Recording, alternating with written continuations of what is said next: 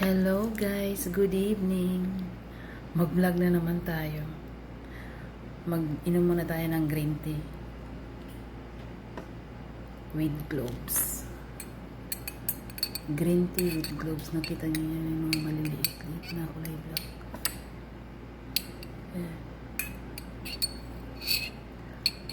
Mag-green tea muna tayo. Alam nyo guys, maganda yung green tea. Iniinom ko yung green tea after lunch. Tapos sa breakfast, ang iniinom ko naman yung black tea. Pero yung green tea after lunch ko, para yung kinain natin, bababa siya. Maganda yung green tea, tapos lalagyan mo ng 3 pirasong globes. Ito yung globes guys. Alam nyo ba, yung globes na to, kung masakit yung ngipin nyo, gamot to. Halimbawa, masakit yung ngipin nyo dito. Dito nyo ibabad yung globe sa loob ng ngipin nyo dyan sa ibabaw. Iugumin nyo lang ganyan. Tatanggalan yung sakit ng ngipin. Diba? Diyan sa atin, pag masakit ang ngipin, inom agad ng pain reliever. Dito, hindi. Kasi yung mga among nyo, hindi kayo bibilihan ng gamot. Yung ibang among lang, pero dito sa akin, hindi naman ganun. Kaya sa mga kababayan ko din na Pinay, pag masakit ang ngipin nyo, pumunta lang kayo sa kusina ng among nyo. Hanapin nyo yung globes, ganito ang itsura. Miss Marian dito. Kung saan yung masakit ang ngipin nyo, doon nyo ilagay. Ha? Gamot yun. Kaya muna tayo ng tamara. Ito yung dates. Kakain ako ng fresh na dates. Tamara yan dito, pero fresh yung dates. Pag fresh yung dates, ganito yung kulay. Dilaw. Tapos mayroon ng konting brown. Maraming kulay yung dates. Meron ding red. Pag hinog na kulay brown na, nilalagay namin yun sa freezer. Marami kami yung dates ngayon kasi ngayon, panahon ng dates. Kaya punong-puno yung ref namin tsaka freezer. Kakain muna tayo. Tsaka nga pala sa mga kababayan ko dyan dito sa Saudi, halimbawa, kung wala kayong makain at gutom na kayo, kumain lang kayo nito guys, dates. Hindi na kayo magugutom. Tapos iminom kayo ng tsa or tubig. Diba? Kasi may mga among na alam nyo na, damot sa pagkain. Pag sobrang gutom na kayo, kumain kayo nito. Maganda to sa katawan, maraming vitamins to. Yun nga lang, sugar, huwag masyadong madami. Ako 5 dates lang kinakain ko isang araw kasi maano to sa sugar eh. Pero maganda to guys sa katawan. Maraming vitamins, 31 vitamins, di ko na isa-isahin kung ano yun. So kumain kayo yan araw-araw. Itong dates na to, pinapartner nila to sa gawa sa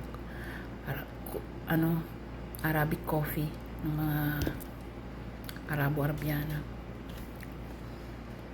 Pero ako hindi ako mainom ng gawa. Inom ko lang tsaa.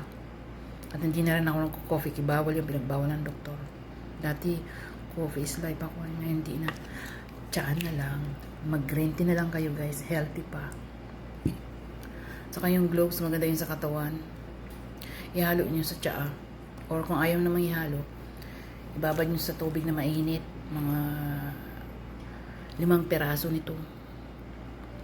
Tapos inumin nyo. Maganda to sa katawan eh. Lahat may mga sakit-sakit kayo.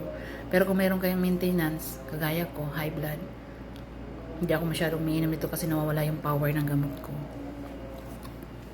Kaya 3 peraso lang hinahalo ko sa tsaa. Maganda rin yung green tea kasi antioxidant yan. Tsaka yung Mismar, maganda rin yan. Tsaka kung bad breath kayo, ibabad nyo lang sa tubig yung Mismar. Gawin yung imumog nyo, i-gargle nyo para mabango yung bibig nyo. Ganun, ang daming trabaho ng Mismar. Yan, isa ito sa pinaka-powerful na mga herbs dito. Mismar, turmeric, cumin, coriander, tapos ano pa ba yung cinnamon.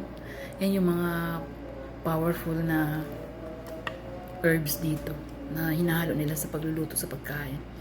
At saka ang pinakamahal ditong herbs, alam nyo kung ano? Saffron. Ang 1 kilo nun, 1,000,000. Kaya tinatago yun sa kwarto ng mga amo. Kapag bumibili kami nun ng alaga ko, konti-kunti lang. Mga 100 reals. Diyos ko po, kakaunti lang. Wala pang 1 guhit. Ano yun bulaklak ng stigma ng bulaklak. Ano yun pinakang niyan sa Iran. Wala yan dito yata sa Saudi. Sa mga katabing bansa yan dito, sa Iran, Libya, ganun. Hinahalo nila yun sa gawa, saka sa mga pagkain, sa mga sweets, saka sa shy, ganun. Masarap to guys, pag fresh yung tamar. Yung dates ba, masarap. Ito yung kinakain ko pag nagugutom ako, tapos magtsatsa ako. Diba? Kung dyan sa atin maraming maraming nyog, maraming buko. Dito naman maraming tsaa. Ay maraming tsaa, maraming dates. Kasi yung puno niya, hawig sa sa nyog eh. Hawig sa coconut tree yung puno nito eh. Kumpul-kumpul siya kung mamunga. Ang dami naming dates kasi yung mga kamag-anak ng alaga ko, ang daming farm nito. Kaya pag panahon ng mga dates, asahan mo na karton-karton, tsaka puno yung freezer namin, tsaka yung ref namin.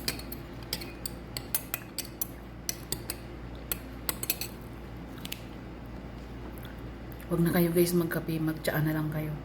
Healthy pa. Tsaka nakakaganda pa ng skin. Char.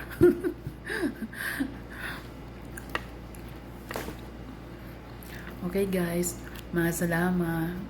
Salamat nga pala sa mga viewers ko. I-follow nyo ko ha. Wala lang. Trip ko lang mag-vlog-vlog. Dati ayoko. Dati shy camera ko. Wala lang, libangan ko lang. Kaya nabuboring ako. Wala akong kausap dito. Nabaliw na ako. Lagi naman ako nanonood ng mga video ng mga vlogger. Why not mag-vlog ako, di ba? Kala nyo kayo lang, ako din. Char. Okay, bye. Salamat.